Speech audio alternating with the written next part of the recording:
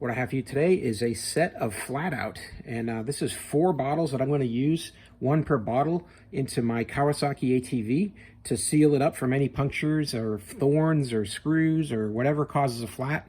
This is going to prevent that from having a flat. Nice thing about this, and the reason why I picked FlatOut, was that this stuff is supposed to last 10 years in the tire. So here you go. It says works for 10 plus years, whereas a lot of competition, it says right on their labels that they only work for a year or 2 years. So I really didn't want to mess with this once. I wanted just to do it and be done with it. FlatOut comes with Kevlar, which, as you know, is very strong, and it gets into those leaks and it plugs it up with something very strong so it doesn't give up. And it also stays liquid and it cleans up easily with water. So that's a good thing for when the time comes to change tires. You don't have a big disaster on your hands. So all kinds of applications. Everything is explained right on the bottle. The bottle itself, you can see the different levels here on the side. It's visible through the bottle. The material, it's this yucky brown looking color. That's it there. And this is actually the tube you'll use to attach to your valve stem on your tire, and then you'll manipulate this and turn it around so you can squeeze all this liquid right into your tires. So no more getting flats, no more worrying about cactus and thorns and whatnot. This is some good stuff. So in the box, you also get a sticker and some customer service information here. And the box in this case was sold as a set. So it says don't separate because I'm going to need 1 per tire. But based on your application, you can order it in all kinds of different combinations. On a dirt bike, you just use 1/4 of a bottle per tire, half a bottle on different things like trailers and wheelbarrows. But in the case of this UTV, ATV, you're going to need at least 1 bottle. So we'll go ahead and hook this up and pour some of this into the tires and show you how that goes. And then hopefully from here, we don't have any more flats.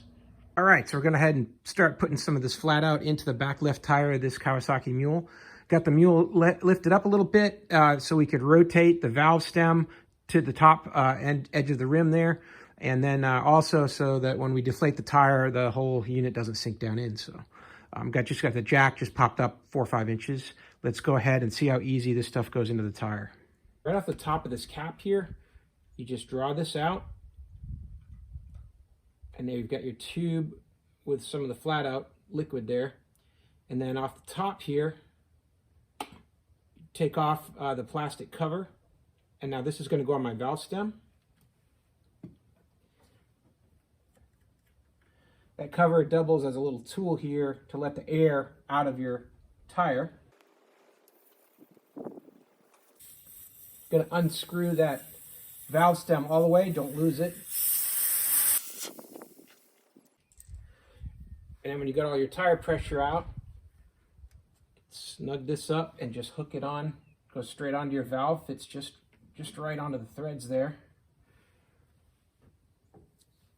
And then we'll go ahead and push this all into that tire.